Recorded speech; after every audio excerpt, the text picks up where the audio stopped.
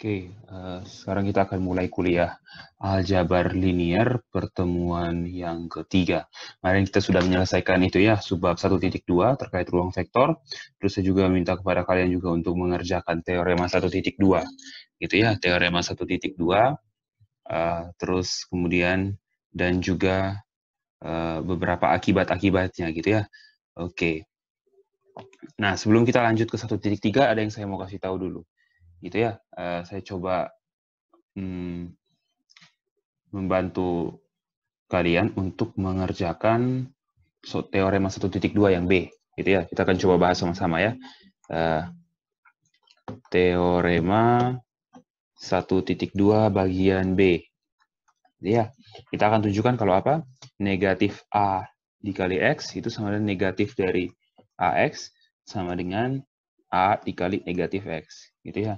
Untuk setiap A di F di lapangan dan apa X di V. Gitu ya. Kita akan coba buktikan ini.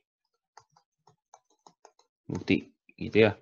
Nah, kita mau tunjukkan ini sama, kesamaan gitu ya. Nah, caranya bagaimana? Yang pertama kita lihat ya. Nah, kita lihat ini. Kan kita ambil sebarang gitu ya, ambil sembarang A di F, terus X-nya di V gitu ya. Terus pandang ini. Gitu ya, pandang AX gitu ya. AX ini jelas anggota V. Itu kan ya, karena dia tertutup terhadap perkalian skalar. Jadi AX anggota V. Nah, perhatikan bahwa negatif dari AX gitu ya, min dari AX itu adalah inverse. Gitu ya. Inverse dari AX. Gitu ya, berdasarkan definisi gitu ya, berdasarkan definisi inverse gitu ya. Berarti artinya kita punya apa? AX ditambah min AX gitu ya. Itu adalah 0. Ini juga sama dengan ini juga sama dengan min AX ditambah AX gitu kan ya. Nah, itu yang pertama kita tahu itu. Nah, terus sekarang kita coba periksa apakah ini yang pertama gitu kan ya. Nah, yang kedua, kita coba operasikan apa? AX kita jumlahkan dengan negatif A dikali X. Nah, ini kan sama dengan apa? A ditambah negatif A dikali X. Gitu kan ya? Itu berdasarkan sifat yang keberapa tuh? Itu berdasarkan sifat yang ke-8. Gitu ya. Ini karena sifat vektor ruang vektor yang ke-8. Dari sini kita punya A tambah negatif A berapa? 0 kali X. Ini dari sifat apa? Ruang vektor yang ke-4. Inverse. Nah, 0 dikali X itu sama dengan 0 berdasarkan bagian A. Berarti kita punya ternyata apa? A ditambah negatif A dikali X juga 0. Berarti artinya apa? Negatif A dikali X itu apa? Ya, inverse dari AX. Nah, inverse itu tunggal. Ya, inverse itu tunggal berdasar apa?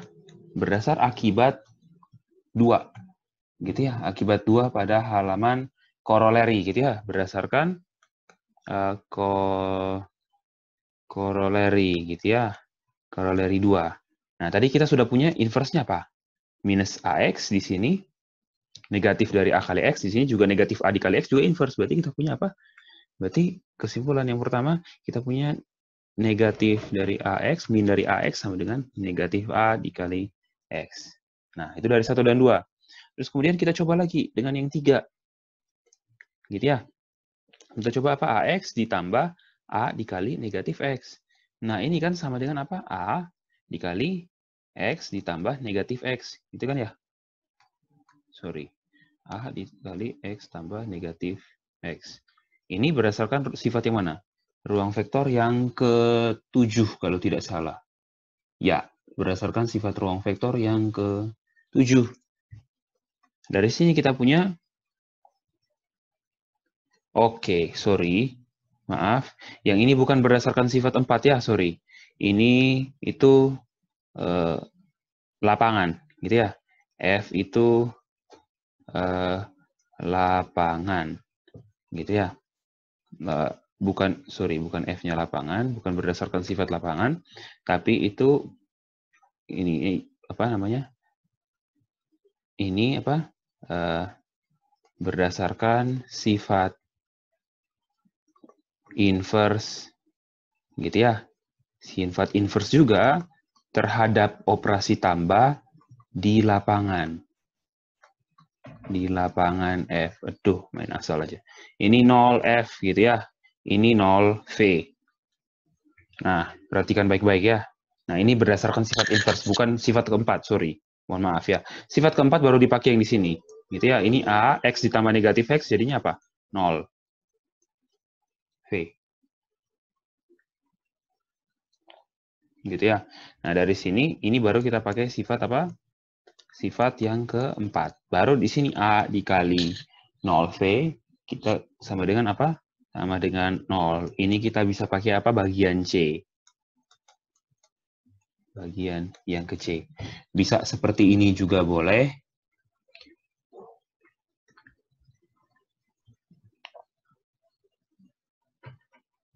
Gitu. Jadi kalau di sini pakai bagian C, artinya apa? Kalian harus menunjukkan dulu yang bagian C. Gitu. Tunjukkan dulu yang bagian C. Tunjukkan bagian C. Nah, di sini kan saya pakai bagian C ya. Berarti sebelum menunjukkan bagian B, tunjukkan dulu bagian C. Oke. Ini tergeser ya. Ini harusnya di sini. Bagian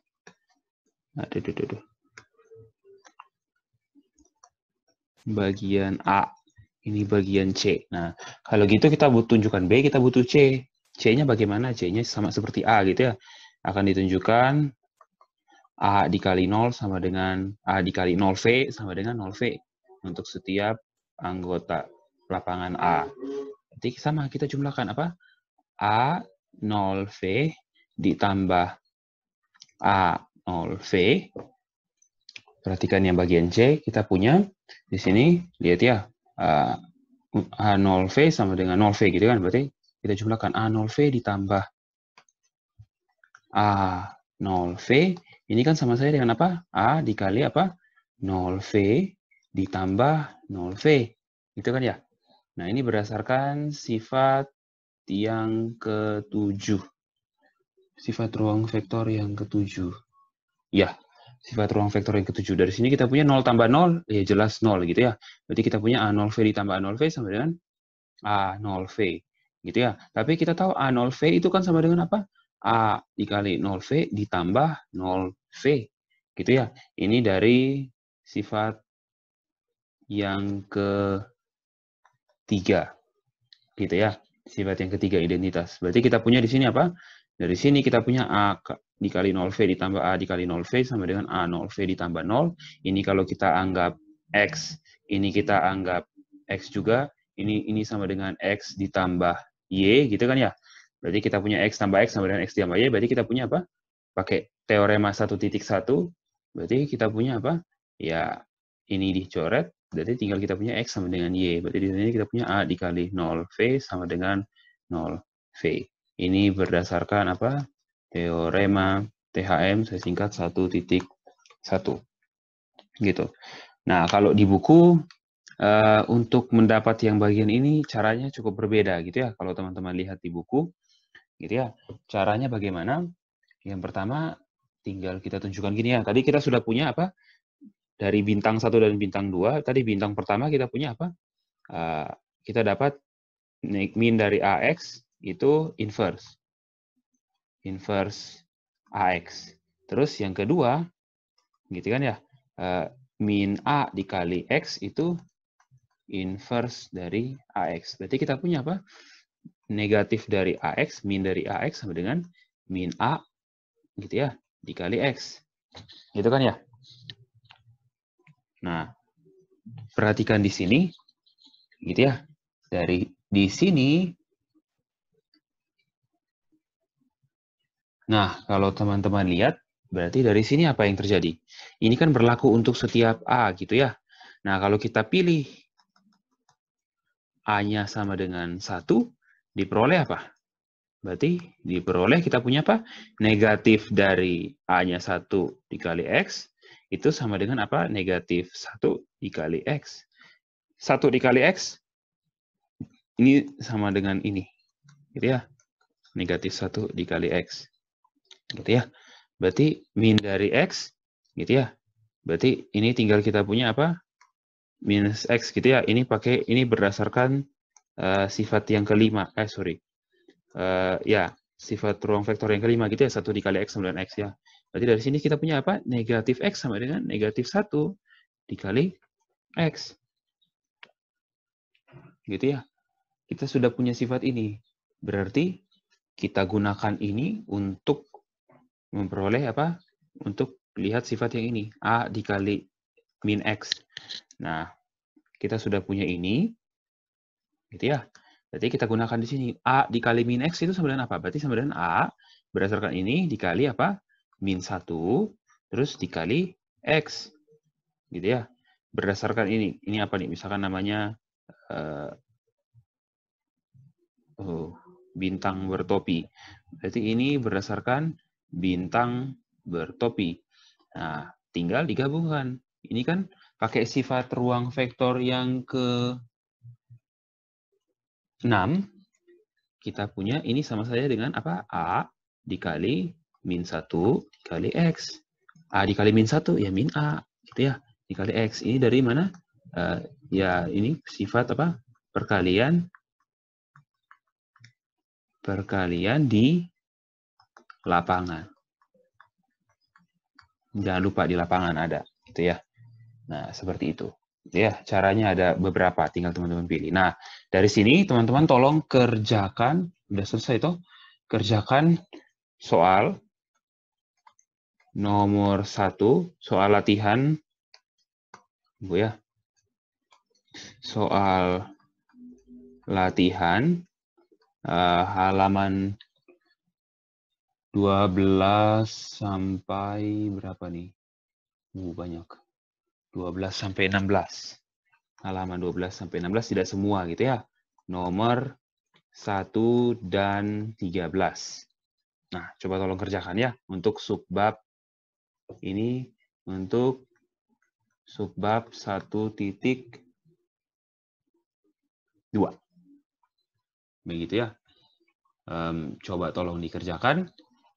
Nanti dikumpulkan paling lambat itu ya, hari Minggu, tanggal 13 September, pukul 23.59, WITA. Gitu. Nah, ini.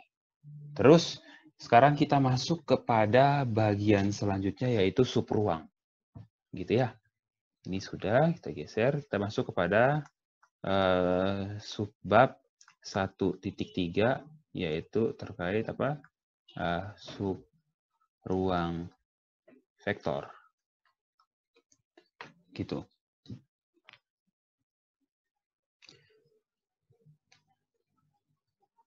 Nah, definisinya seperti ini gitu ya. Kita punya misalkan V itu suatu ruang vektor atas lapangan F gitu ya.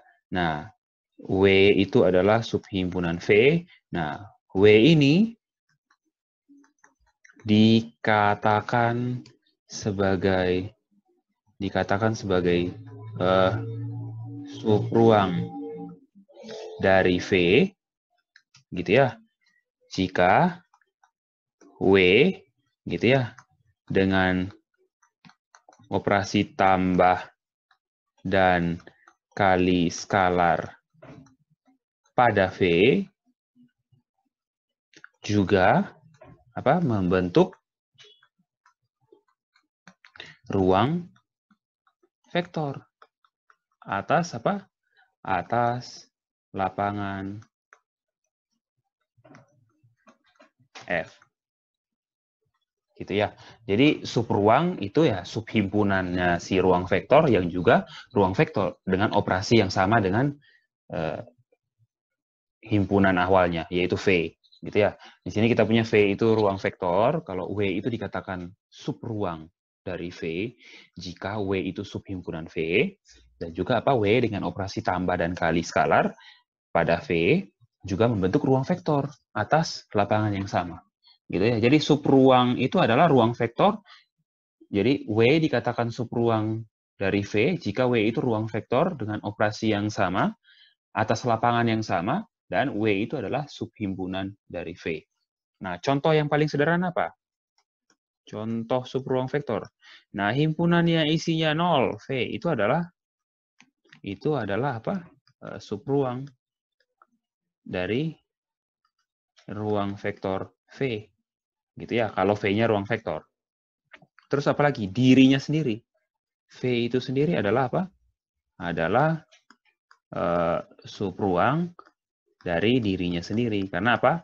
Ya, karena kita tahu gitu ya, himpunan yang isinya 0 itu subhimpunan dari V. Terus si V itu sendiri juga subhimpunan dari V. Tapi untuk menunjukkan 0 ruang vektor tidak susah ya, memenuhi semuanya toh. Gitu ya, identitasnya dirinya sendiri, inverse-nya dirinya sendiri. Gitu kan ya. Perkalian yang lain tidak perlu dipusingkan. Begitu ya. Jadi ini. Nah, tapi sekarang pertanyaannya begini, waduh, kalau si W itu subhimpunan dari V dan juga ruang vektor, berarti kita butuh kerja banyak dong. Kita harus menunjukkan 8 sifat. Nah, kira-kira perlu tidak ya semua sifat itu ditunjukkan?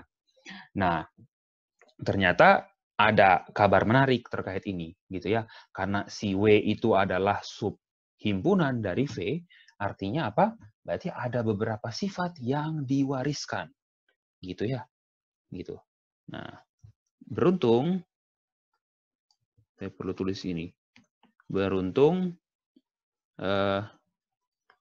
tidak semua sifat perlu dibuktikan.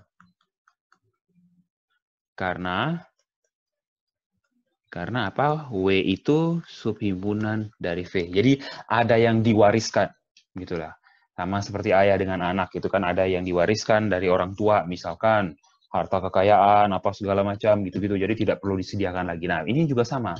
Karena induknya, karena awalnya itu V-nya ruang vektor, berarti apa? Subhimpunannya, kalau menunjukkan ruang vektor, berarti ada beberapa sifat yang sudah diwariskan. Nah, sifat-sifat apa saja?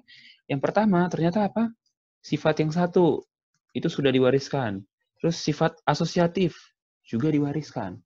Terus sifat kelima, gitu ya, perkalian dengan satuan, juga diwariskan. Terus sifat yang keenam, diwariskan. Sifat ketujuh, apalagi? Dan sifat ke-8. Waduh, sudah 1, 2, 3, 4, 5, 6 sifat diwariskan. Gitu. Sudah 6 sifat diwariskan, berarti kita cukup menunjukkan apa? Sifat 3, sifat 4, tapi jangan lupa, sifat yang paling dasar ada lagi ya, selain 8 sifat ini, yaitu apa?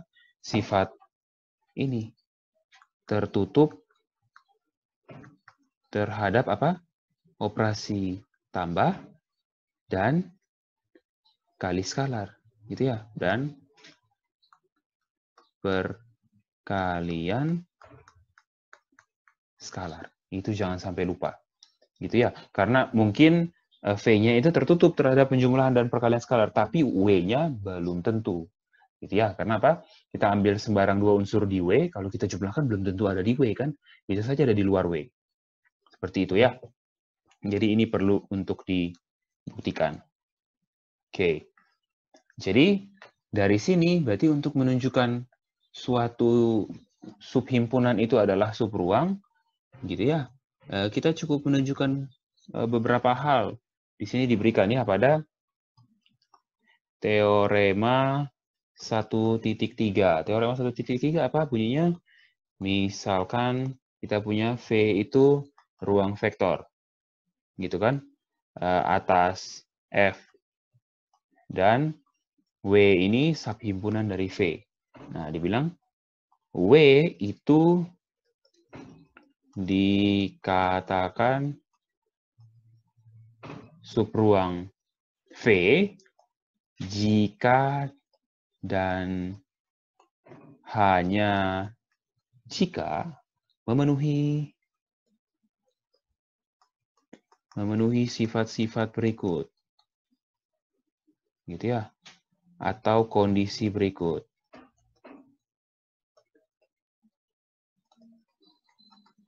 Gitu ya. Yang pertama, kondisi yang pertama apa? 0, identitas dari V harus ada di W.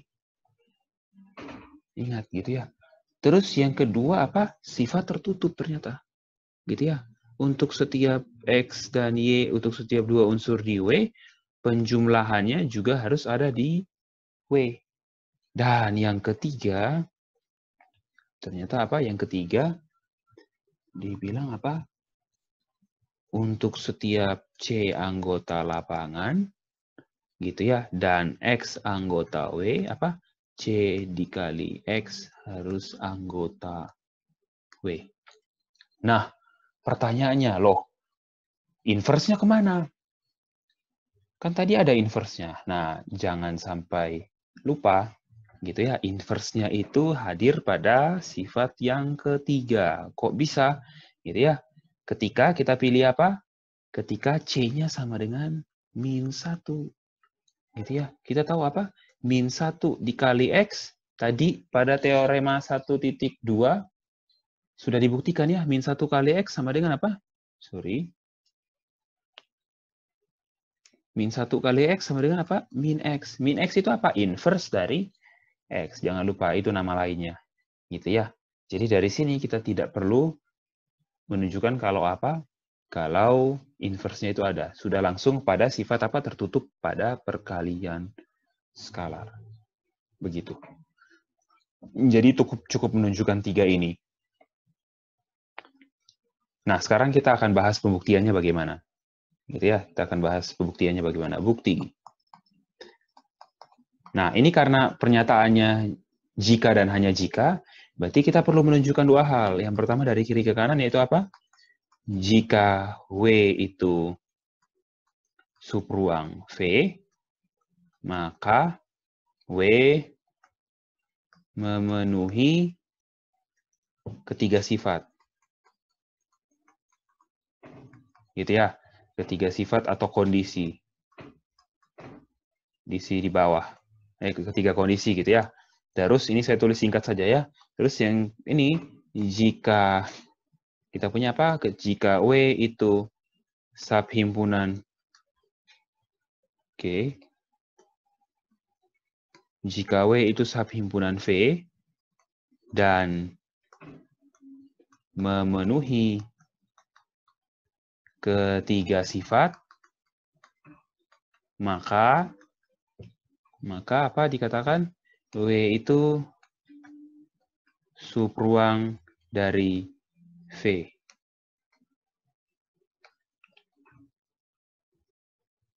Gitu. Jika W memenuhi ketiga sifat, maka W adalah subruang. Hal ini yang kita perlu tunjukkan. Oke. Nah, sebelumnya kita tulis dulu gitu ya.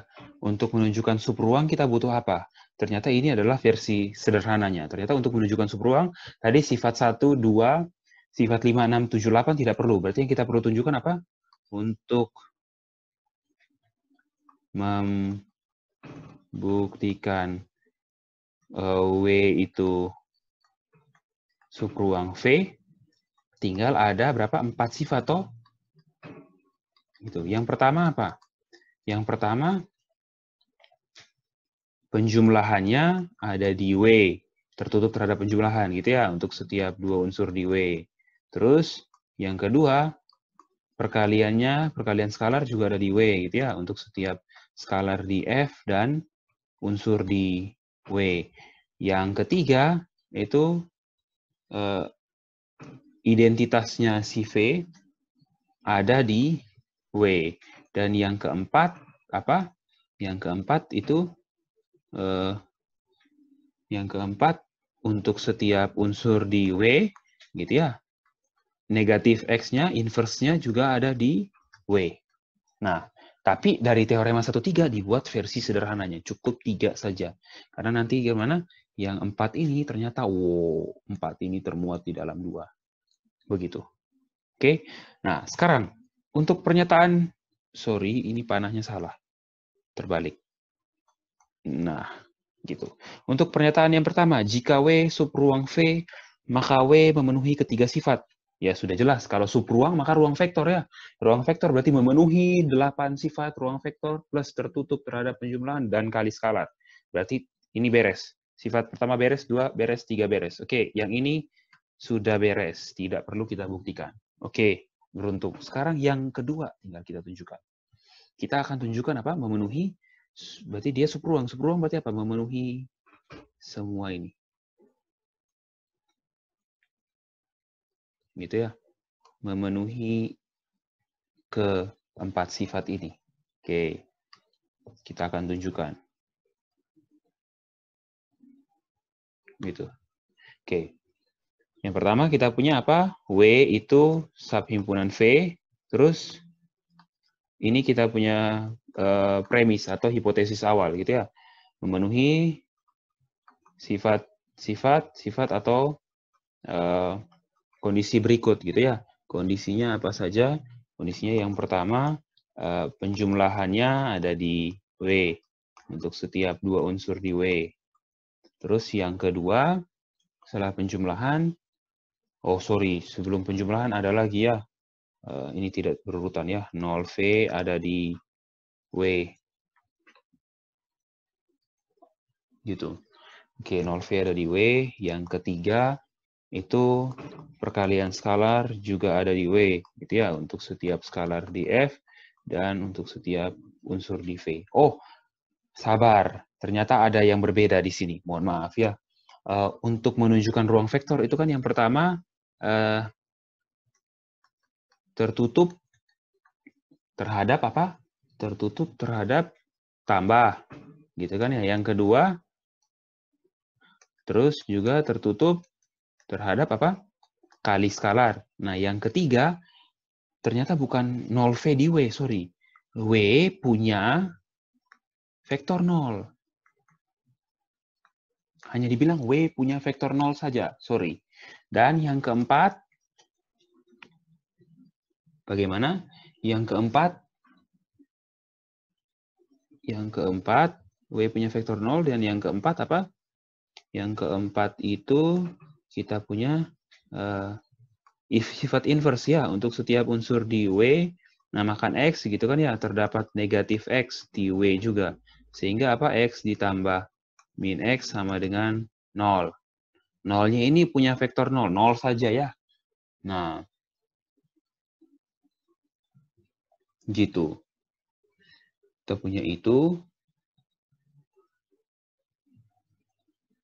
Nah, sekarang tadi, dari kiri ke kanan kan kita punya kalau W itu subruang, maka memenuhi 4 sifat ini ya. Sabar, kalau W subruang, maka yang dipenuhi ini. Sorry ya. Kita perlu ada yang ditunjukkan lagi dari kiri ke kanan. Ya, tadi pernyataan kiri ke kanan apa? Jika W subruang, maka memenuhi ketiga sifat ini. Nah, ini sifat dari kanan ke kiri. Ini sabar dulu. Ini di pending dulu ya. Masuk daftar tunggu. Daftar tunggu. Kenapa ada yang kelewat? Lihat ya, di sini 0V ada di W. Kalau yang di sini W punya vektor 0. Belum tentu sama ya. Di sini punya vektor 0. Bisa saja vektor 0-nya yang lain dari yang ini. Nah, kita tunjukkan nanti kalau ternyata 0-nya itu sama. Gitu. Nah, kita sudah tahu di sini premisnya apa? Yang ini saya coba hapus dulu. Gitu ya. Masuk daftar tunggu kan, kita hapus. Terus kemudian kita buktikan ini. Gitu ya. Kita sudah punya apa? W itu subruang V. Akan ditunjukkan kalau apa? 0V anggota W. Artinya apa? Ini saya misalkan 0W ya. Berarti karena ingat, identitas itu apa? Unik, cuma satu, tunggal. Berarti apa? Kita tunjukkan kalau 0V ada di W ini sama saja, atau dengan kata lain,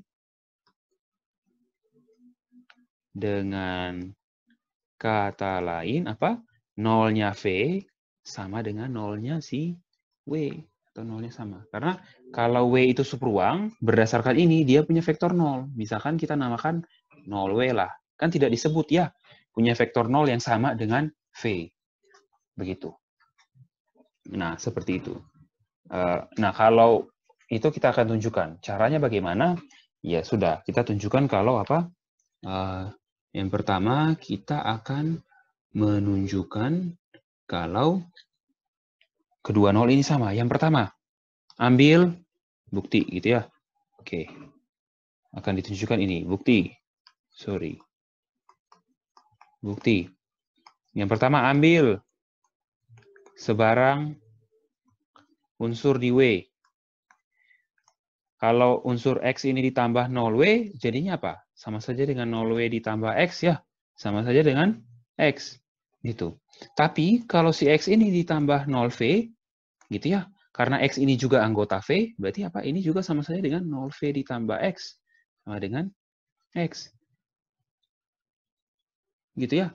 Berarti dari sini kita punya apa? Kita punya di sini apa? X ditambah 0W itu sama dengan X ditambah 0V. Untuk setiap apa? X unsur di W. Sama saja hasilnya X. Gitu kan ya? Nah, baru kita gunakan dengan teorema. Dengan teorema berapa? 1.1 diperoleh entah nolnya W sama dengan nolnya si V. Gitu ya. Berarti ternyata sama. Oke. Nah, terus selain itu, inverse juga. Gitu ya. Seharusnya inverse juga teman-teman perhatikan ya. Oke. Gitu. Di sini kan dibilang apa? Untuk setiap unsur di W punya inverse di W. Nah, tapi pertanyaannya inverse di W dan inverse di V sama tidak? Sama juga nanti metodenya. Gitu ya. Yang pertama kita tunjukkan kalau apa? Nah, selanjutnya ditunjukkan kalau apa? Ditunjukkan kalau apa? Inverse di V sama dengan inverse di W untuk setiap X anggota W. Gitu ya, kita perlu tunjukkan ini. Berarti kita apa? Ambil sebarang X anggota W. Kita tahu yang pertama X ditambah min X, ini inverse yang di W, jadinya apa? 0W kan? Tapi kita sudah tahu 0W sama dengan apa? 0V. Begitu. Kita tahu 0W sama dengan 0V. Nah, karena 0W sama dengan 0V, terus X ini, X anggota W. W itu subhimpunan dari V. Berarti X juga anggota V. Berarti apa? X anggota V. V ruang vektor, berarti X juga punya inverse di ruang vektor V. Berarti X ini kalau ditambah min X inverse dari V, sama dengan apa? 0V. Oh, kita punya yang sama ini ya. Ini berdua sama. Berarti kita punya apa?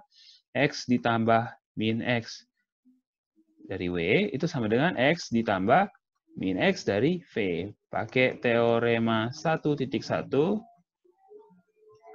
diperoleh apa? Inverse yang di W sama dengan inverse yang di V. Berarti betul ya, inverse itu tunggal. Mau ke subruangnya, mau ke ruang vektornya, mau ke sub-subnya pun tetap sama. Begitu juga dengan identitas. Gitu ya. Berarti untuk kiri ke kanan, yang ini sudah lunas. Oke, sekarang kita balik dari kanan ke kiri. Gitu ya, kita perlu hapus ini. Gitu ya. Oke, nanti kita lihat sifat-sifat mana saja yang perlu dibuktikan dan mana yang tidak perlu.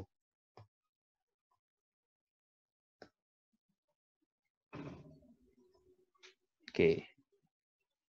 Sifat mana yang perlu dan mana yang tidak perlu. Gitu ya. Nah, sekarang perhatikan.